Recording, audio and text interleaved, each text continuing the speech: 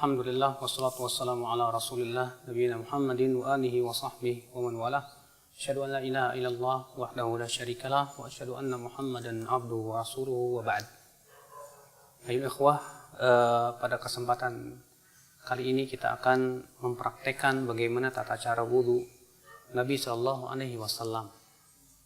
Namun sebelumnya ketahuilah bahwa wudu mempunyai keutamaan yang agung di sisi Allah Subhanahu wa taala. Di antara keutamaannya bahwa berwudu bisa menggugurkan dosa-dosa. Sebagaimana dalam riwayat Imam Muslim, bahwa tidaklah seseorang hamba mencuci kepalanya, wajahnya, kecuali akan keluar dosa-dosanya bersama tetesan terakhir dari air wudunya tersebut. Tidaklah ia mencuci tangannya, demikian pula kakinya, demikian pula kepalanya, kecuali akan dosanya akan berguguran bersama tetesan terakhir daripada air wudu yang menetes dari anggota wudunya tersebut. Di antara juga bahwa kita dianjurkan untuk menjaga wudu, dan itu sifat seorang mukmin. Beliau bersabda, wala yuhafidhu 'alal wudu illa al-mu'min. Dan tidaklah yang bisa menjaga wudunya kecuali seorang mukmin. Dan sudah kita ketahui bahwa wudu adalah syarat sahnya salat. Berarti betapa pentingnya kita belajar tentang bagaimana tata cara wudu Nabi sallallahu alaihi wasallam. Berikut ini kita akan mempraktekkan bagaimana wudu Nabi sallallahu alaihi wasallam dengan menggunakan keran yang insyaallah kita akan berburu darinya. Dan perlu kita ketahui bahwa Nabi sallallahu alaihi wasallam tidak suka berlebih-lebihan dalam menggunakan air. Beliau bersabda, iyyakum wal israf. Jauhi oleh kamu berlebih-lebihan. Wa in kunta 'ala nahri jarin. Walaupun kamu di air sungai yang mengalir. Dan sebutkan dalam hadis riwayat Abu Daud adalah Rasulullah SAW berwudu dengan satu mud saja. Maka dari itu kita jangan sampai masuk ayat innal mubadzirina kanu ikhwana syayatin. Sesungguhnya orang-orang yang mubadzir itu, yang berlebihan itu termasuk teman-temannya syaitan. Kadang kita lihat ada orang yang berwudu, ternyata dibuka kerannya besar-besar, sehingga akhirnya dia menggunakan air secara berlebihan. Dan itu sendiri termasuk dosa. Karena itu termasuk mubadzir, sikap mubadzir itu tidak disukai oleh Allah Subhanahu wa taala. Yang pertama kita akan lakukan yaitu membaca bismillah. Karena membaca bismillah adalah merupakan perkara yang dilakukan oleh Nabi sallallahu alaihi wasallam. Namun para ulama memang berbeda pendapat. Apakah bismillah itu rukun ataukah ia hanya sunnah saja? Ya, Rasulullah bersabda, la salata liman la wudu'a lahu wala wudu'a liman lam yadhkur ismallahi alaih. Tidak sah salat bagi mereka yang tidak ada wudu, dan tidak sah wudu bagi mereka yang tidak menyebut nama Allah. Kita ucapkan bismillah.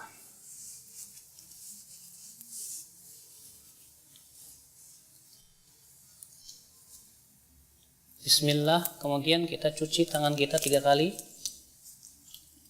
Karena Nabi Shallallahu Alaihi Wasallam mencuci tangannya 3 kali, sebagaimana dalam hadis Utsman, hadis Abdullah bin Zaid. Kemudian setelah itu kita berkumur-kumur 3 kali.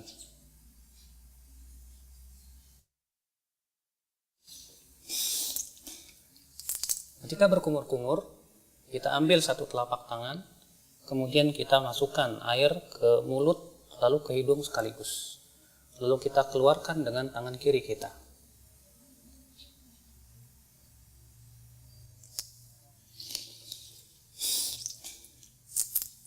Kita lakukan itu 3 kali.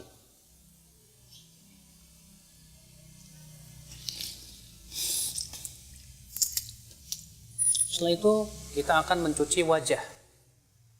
Dan batasan wajah terjadi ikhtilaf para ulama, apakah wajah itu dari sini ke sini, dan ini pendapat jumhur, itu mulai dari daging yang menyembul di sini di telinga sampai kepada ini. Sebagian ulama mengatakan bahwa wajah itu masuk padanya bagian kuping bagian depan. Dan ini diriwayatkan dari Ali bin Abi Thalib. Adalah Ali bin Abi Thalib ketika mencuci wajah, beliau mencuci bagian depan telinganya. Ya.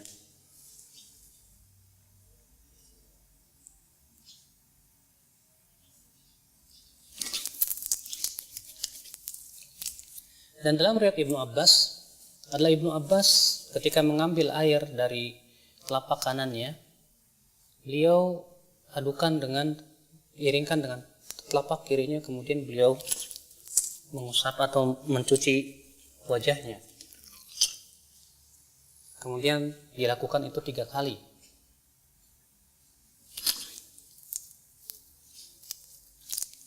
Dan dalam riwayat Ali bin Abi Thalib, adalah Ali bin Abi Thalib setelah berwudu, yaitu mencuci wajah, beliau mengambil segenggam air, lalu kemudian diguyurkannya di ubun-ubunnya dan dibiarkan ia mengalir ke bawah. Dan ini termasuk sunnah Nabi SAW yang banyak ditinggalkan oleh manusia. Kemudian setelah itu kita mencuci tangan sampai siku-siku juga. Kita ambil dengan tangan kanan, lalu kemudian kita cuci sampai siku-siku. Dan jangan lupa untuk menyela-nyelai tangan, karena Nabi SAW memerintahkan untuk menyela-nyelai jari jemari tangan dan jari jemari kaki. Dan kita lakukan ini juga 3 kali.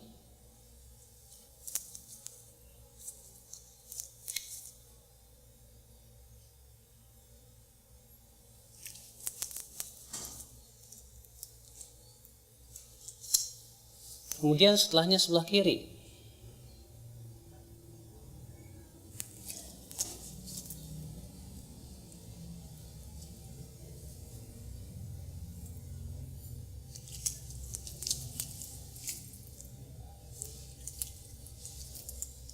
Setelah kita mencuci tangan, maka kita ambil air segenggam, kemudian kita mengusap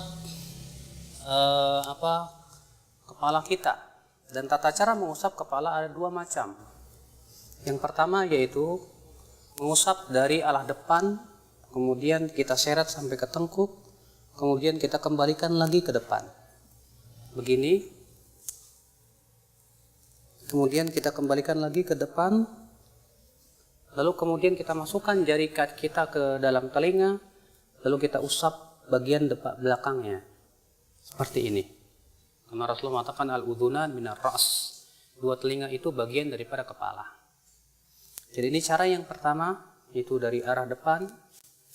Kita kemudian tarik ke mana? Ke tengkuk. Kemudian kita kembalikan lagi ke bawah, ke depan. Kemudian kita masukkan, lalu kita usap bagian luar telinga.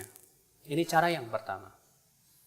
Adapun cara yang kedua, itu yang disebutkan dalam hadis riwayat Abu Daud juga dari hadis Rubai', bahwa adalah Rasulullah SAW mengusap kepalanya wala yughayyir min sya'ri syai'an. Beliau tidak merubah bentuk rambutnya sama sekali.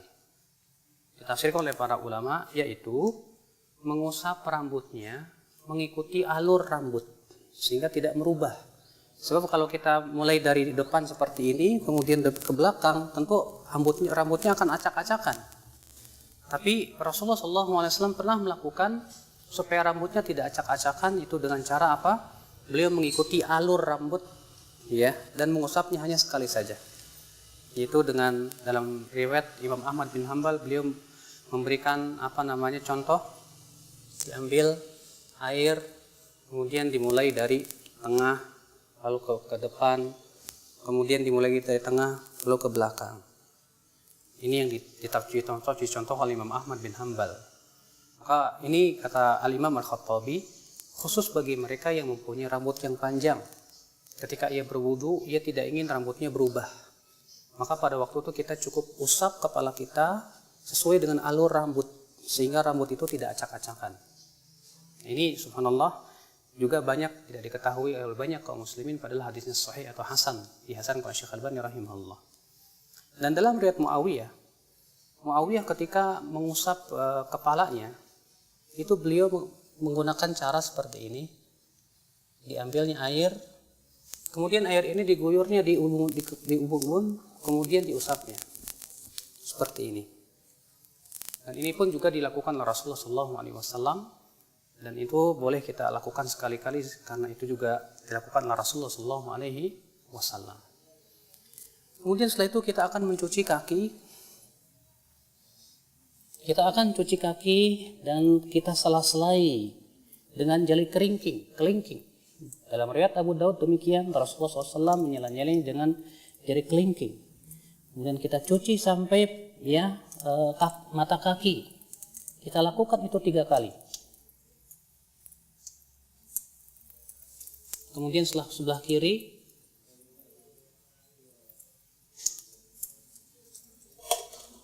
kita lakukan itu 3 kali.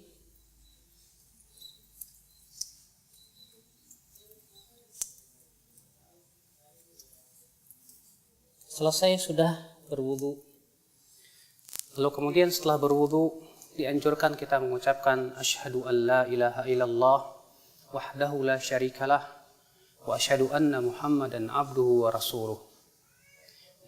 Bisa ditambahkan Allahumma ij'alni minat tawwabin waj'alni minal mutatahhirin. Dan disebutkan dalam riwayat Tirmidzi, Rasulullah SAW juga mengajarkan doa lain. Ya, setelah wudu, yaitu subhanakallahumma bihamdik asyhadu an la ilaha illa anta astaghfiruka wa atubu ilaik. Rasulullah, siapa yang membaca ini setelah wudunya, maka akan distempel dan tidak akan pecah selama-lamanya sampai hari kiamat. Subhanallah. Rasulullah mengatakan, siapa yang mengucapkan setelah wudunya asyhadu an la ilaha illallah wahdahu la syarikalah wa asyhadu anna Muhammadan abduhu wa rasuluh, maka akan dibukakan untuk dia 8 pintu surga. Dia bisa masuki 8 pintu surga itu dari pintu mana saja dia masuk. Masya Allah. Lalu kemudian disunahkan kita untuk sholat 2 rakaat. Disebutkan dalam hadis Bilal, Rasulullah bersabda, ya Bilal, bima sabaqtani ilal jannah, dengan apa engkau mendahuliku ke dalam surga? Kata Bilal, wahai Rasulullah, tidaklah aku berhadas kecuali aku sholat 2 rakaat. Kata Rasulullah, dengan 2 itu kamu masuk surga. Subhanallah. Ini keutamaan yang agung ya akhul Islam. Semoga ini memberikan faidah untuk kita semua tentang bagaimana tata cara wudu Nabi SAW. Ini saja. Subhanakallah bihamdik. Asyhadu an la ilaha illa anta astaghfiruka wa atubu ilaik. Wassalamualaikum warahmatullahi wabarakatuh.